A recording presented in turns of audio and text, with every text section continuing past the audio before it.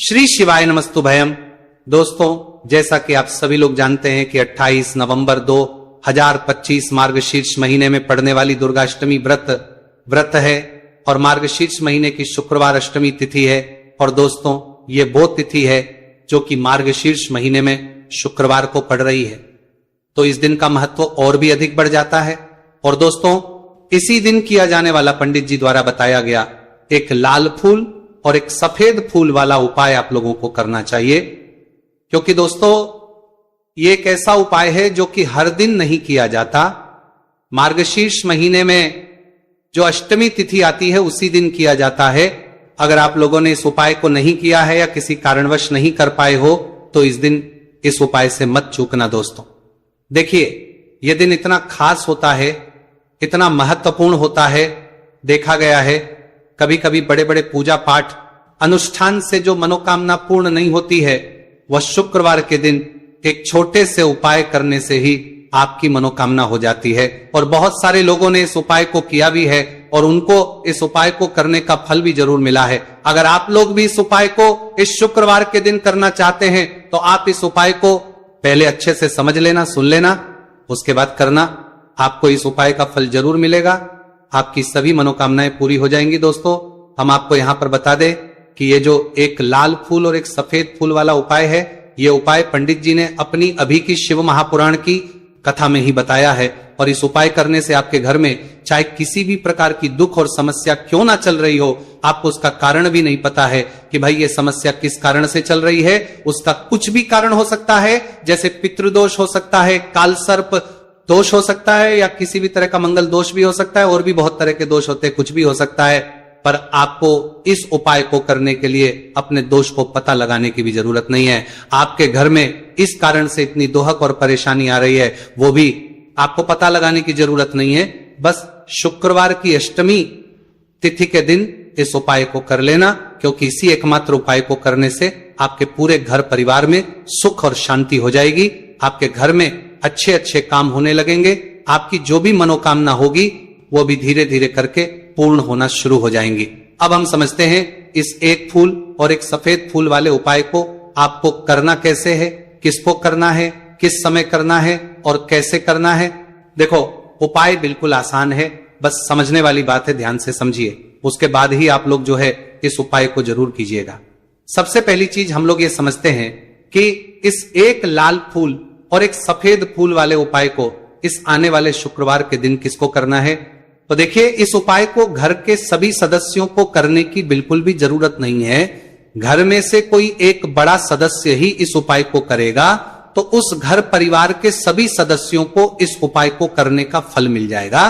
पर वो बड़ा सदस्य कौन होगा, कौन व्यक्ति इस उपाय को करेगा। तो यहां पर देखिए, हम आपको बता दें, घर की जो बड़ी माताएं बहनें होंगी, घर की बड़ी माताओं बहनों में से कोई भी एक माता बहन इस वाले उपाय को कर सकती है अपने पूरे घर परिवार के लिए। घर में सभी सदस्यों को इस उपाय को करने की जरूरत नहीं है। मात्र घर की जो बड़ी माताएं बहनें हैं उनमें से कोई भी एक माता बहन इस वाले उपाय को करेगी तो उसके घर परिवार के पूरे सदस्यों को इस उपाय का फल मिलेगा। अगर किसी कारणवश माताएं बहनें घर में उपस्थित ना हो या वो इस उपाय को ना कर रही हो, कुछ दिक्कत हो, तो भाई उस जगह पर फिर घर का कोई बड़ा व्यक्ति भी इस उपाय को कर सकता है। माताओं बहनों के कहने का मतलब यह था कि माताएं बहनें घर की लक्ष्मी होती हैं, जबकि लक्ष्मी कोई उपाय करती है तो निश्चित ही भगवान शिव जी बहुत जल्दी प्रसन्न होते हैं और उपाय का फल में बहुत जल्दी और बहुत बड़ा करके भी यहां पर देते हैं। तो आप लोग ये बात समझ गए होंगे। अब हम ये बात समझते हैं इस वाले उपाय को हमें करना किस समय है। एक लाल फूल और एक सफेद फूल वाले उपाय को हमें इस शुक्रवार अष्टमी तिथि के दिन करना किस समय है। तो देखिए, इस उपाय को करने का जो समय है, सुबह का समय भी है और शाम का समय भी है। अब देखिए, यहां पर हम मुख्य रूप से सुबह का समय नहीं बोलेंगे, क्योंकि देखिए ये जो मार्गशीर्ष महीने की अष्टमी तिथि है और आप सभी लोग जानते हैं इसका प्रदोष काल का मतलब शाम का जो समय होता है ना, इस दिन भगवान शिव जी का सबसे प्रिय दिन होता है। तो आप लोग इसे एक लाल फूल एक सफेद फूल वाले उपाय को सुबह के समय भी कर सकते हो और शाम के समय प्रदोष काल में भी कर सकते हो। सुबह के समय अगर कर रहे हो तो 10 या फिर 11 बजे तक भी अगर उपाय करोगे तो भी आपको उपाय का फल मिलेगा। वही शाम के समय कर रहे हो तो इस दिन जरूर शाम के समय का ध्यान रखना कि शाम के 6 बजे से लेकर 7 बजे के बीच में अगर आप इस उपाय को कर सकते हो तो बिल्कुल कर लेना, पूरी कोशिश करना। पर अगर किसी कारणवश इस समय के बीच में ना कर पाओ तो रात 8 बजे तक भी अगर आप उपाय को करोगे तो आपको उपाय का फल जरूर मिलेगा। ये बात आपको समझ आ गई कि आप इस उपाय को सुबह और शाम दोनों समय कर सकते हो। मतलब करना आप एक ही समय है, घर में से किसी एक ही बड़े व्यक्ति को करना है, पर एक ही बार इस उपाय को करना है, दोनों समय नहीं करना है। आपको जो समय अच्छा लगे आप उस समय पर इस वाले उपाय को कर सकते हैं। तो चलिए जानते हैं इन विशेष उपायों के बारे में। लेकिन उससे पहले जो भी मेरे भाई मेरी प्यारी बहनें आज चैनल पर पहली बार आए हैं या मेरी आवाज आज पहली बार सुन रहे हैं, अगर आप भी महादेव के सच्चे भक्त हैं तो वीडियो को लाइक, चैनल को सब्सक्राइब जरूर कर लें और कमेंट बॉक्स में लिखे हर हर महादेव, ओम नमः शिवाय। देखो अब सबसे महत्वपूर्ण बात आती है कि इस उपाय को हमें करना किस लिए है। जैसा कि हमने अभी आपसे बोला कि इस उपाय को करने के बाद आपके जीवन में बहुत सारी खुशियां आएंगी, आपकी मनोकामनाएं पूर्ण होंगी, आपकी धन की समस्या दूर होगी, आपकी पैसों की समस्या दूर होगी। अब देखिए, अगर आप लोग सोच रहे हो कि भाई हमें घर बनाना है पर घर बनाने के लिए पैसा नहीं है, हमें गाड़ी लेना है पर गाड़ी लेने के लिए पैसा नहीं है, हमें जमीन लेना है पर जमीन लेने के लिए पैसों की कमी पड़ रही है, अगर ऐसी ही दिक्कत परेशानी या किसी भी तरह की धन से जुड़ी हुई समस्या या पैसों से जुड़ी हुई समस्या अगर आपके जीवन में चल रही है तो यह उपाय निश्चित ही आपके जीवन में बहुत सारे फल लाकर दे सकता है। इसीलिए अगर आपके घर में बहुत ज्यादा दिक्कत, समस्या, परेशानी चल रही है, धन से जुड़ी हुई, पैसों से जुड़ी हुई, धन की बहुत ज्यादा आ रही है, पैसों की बिल्कुल आवक नहीं हो रही है, तो भाई आप लोगों को इस वाले उपाय को जरूर करना चाहिए। घर में से किसी एक भी बड़े व्यक्ति को अब इस उपाय में करना क्या है वो सबसे पहले हम लोग जान लेते हैं। उपाय की सामग्री हम लोग सबसे पहले जानते हैं कि इस उपाय करना में किस किस चीज की आवश्यकता पड़ेगी। तो देखिए, उपाय का नाम तो एक लाल फूल और एक सफेद फूल वाला उपाय है, पर इस उपाय में कुल मिलाकर 4 लगने वाली है, जो कि पंडित जी ने खुद वाली कथा में बताया है। और जो हम आपको उपाय बताते हैं वो पंडित जी द्वारा बताए गए होते हैं, अलग से हम कुछ भी नहीं बताते हैं। तो यहां पर हम लोग समझते हैं कि इस उपाय की सामग्री क्या है। तो देखो, उपाय की जो सामग्री है वो 4 सामग्री है, जिसमें से सबसे पहली सामग्री है एक बेलपत्र। देखो बेलपत्र क्या होती है, बेलपत्र जो शिव की शिवलिंग पर चढ़ती है। दूसरी चीज है एक शमीपत्र, शमीप्र वो जो शिवलिंग पर ही चढ़ता है। तीसरी चीज है दोस्तों एक लाल फूल, जो उपाय का नाम है। तो एक यहां पर आपको लाल फूल लेना है।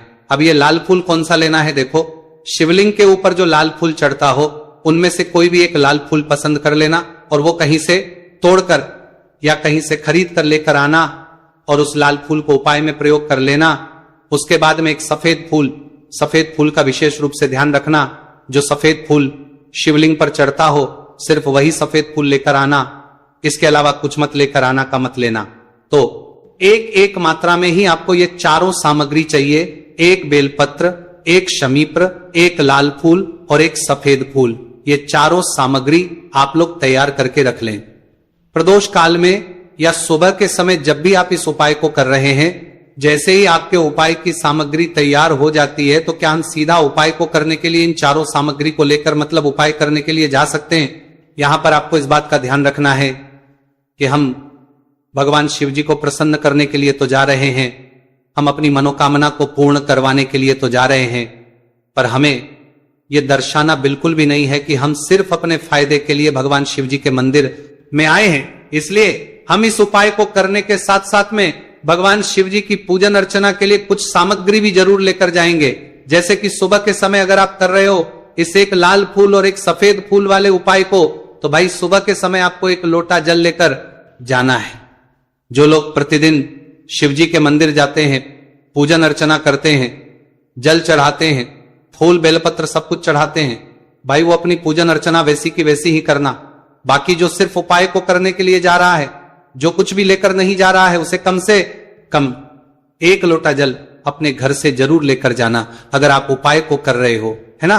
क्योंकि इस वाले उपाय को आप भगवान शिव जी की पूजन अर्चना करने के बाद ही करना। वही अगर बात करें शाम के समय की, अगर कोई व्यक्ति शाम के समय प्रदोष काल में इस वाले उपाय को कर रहा है तो भाई आपको मात्र एक घी का दीपक तैयार करना है।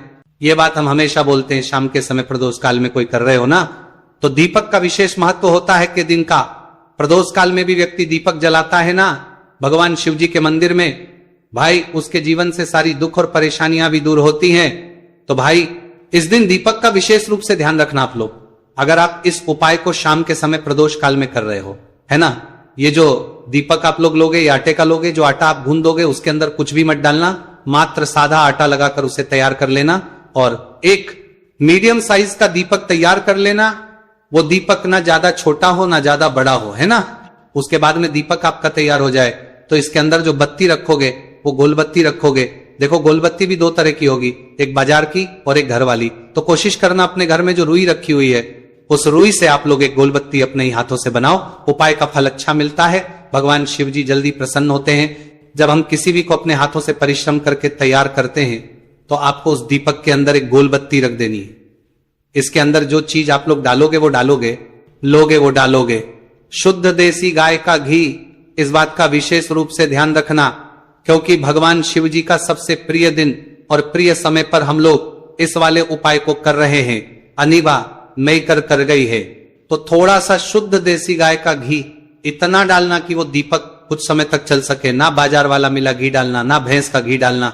शुद्ध देसी गाय का घी आपको ढूंढने में थोड़ी मतलब मेहनत लगेगी और महंगा भी मिलेगा, पर गाय के घी से भगवान शिव जी प्रसन्न होते हैं और उसी शुद्ध देसी गाय के घी से घर में बरकत भी बनी रहती है और हमारे घर में सुख शांति भी बनी रहती है।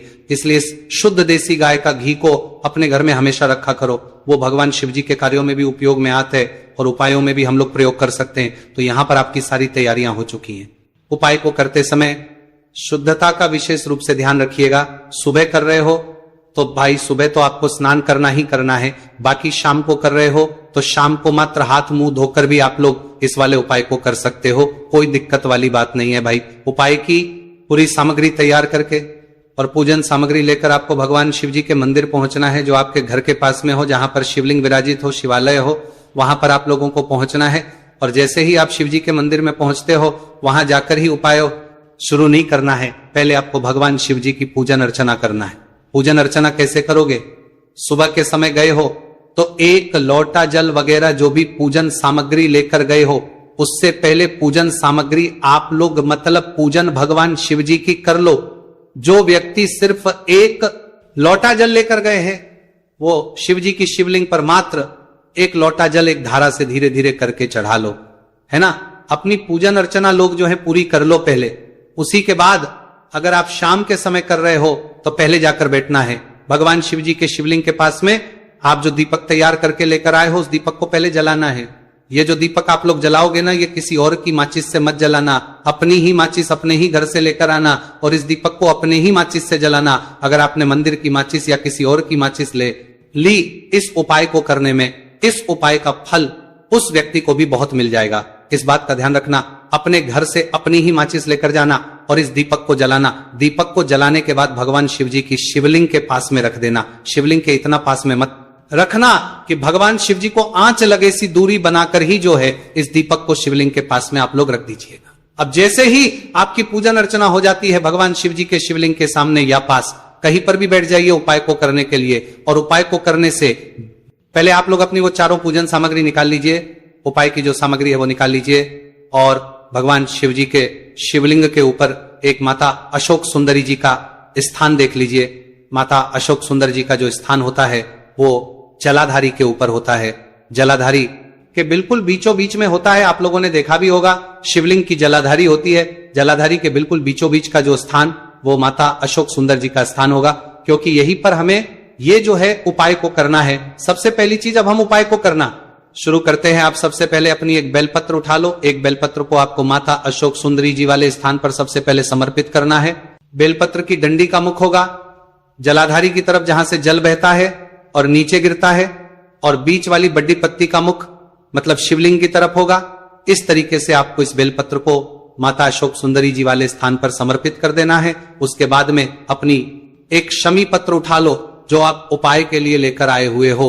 शमी पत्र को उठाकर शमी पत्र की भी जो डंडी का भाग होगा वो जलाधारी की तरफ करके, जहां से जल बहता है नीचे गिरता है उस तरफ करके, और पत्ती वाला भाग शिवलिंग की तरफ करके इस शमी पत्र को भी उस बेलपत्र के ऊपर आपको समर्पित कर देना है। समर्पित करने के बाद अब आप ले लो अपना एक लाल फूल जो आप उपाय को करने के लिए लेकर आए हुए हो। इस लाल फूल का जो खिला हुआ भाग होगा, चाहे वो गुलाब का फूल हो, चाहे कोई सा फूल जो शिवलिंग पर चढ़ता हो, भाई उस फूल का जो खिला हुआ भाग होगा वो शिवलिंग की तरफ होगा। बाकी जो पीछे का भाग होगा फूल का, वो जलाधारी की तरफ, जहां से जल बहता है नीचे गिरता है, उस तरफ होगा। और आखिरी में आपका जो एक सफेद फूल बचा है, इस सफेद फूल को भी आपको लेना है और सफेद फूल का जो खिला हुआ भाग होगा वो शिवलिंग की तरफ होगा, जहां पर शिवलिंग रखा हुआ है उस तरफ होगा, और डंडी का भाग जलाधारी के पीछे की तरफ हो जाएगा। मतलब जो जहां से जल बहता है और नीचे गिरता है। जब आप लोग एक बेलपत्र, एक शमी पत्र और एक लाल फूल, एक सफेद फूल चढ़ा रहे हो, तो उस समय आप लोगों को कांता भगवान या कांता चक्र का नाम लेते हुए ही जो है इसको करना है, और भगवान शिवजी और नारायण जी का स्मरण करते हुए ही इस उपाय को आपको करना है। तो जब भी आप एक बेलपत्र, एक शमी पत्र, एक लाल फूल और एक कमी हो रही है, जो भी दुख और समस्या परेशानी चल रही हो, आपको अपनी वह दुख और परेशानी जो है भगवान शिव जी से उपाय को पूरा करने के बाद वहीं पर पास में बैठकर बोल देना है, हाथ जोड़ के आंखें बंद करके अपनी परेशानी और श्री करना है। दोस्तों, आज हमने इस वीडियो में कुछ उपाय बताए हैं जो आपको करने हैं। अगर आपको वीडियो अच्छी लगी हो तो वीडियो को 1 लाइक और चैनल को सब्सक्राइब जरूर करें। हर हर महादेव।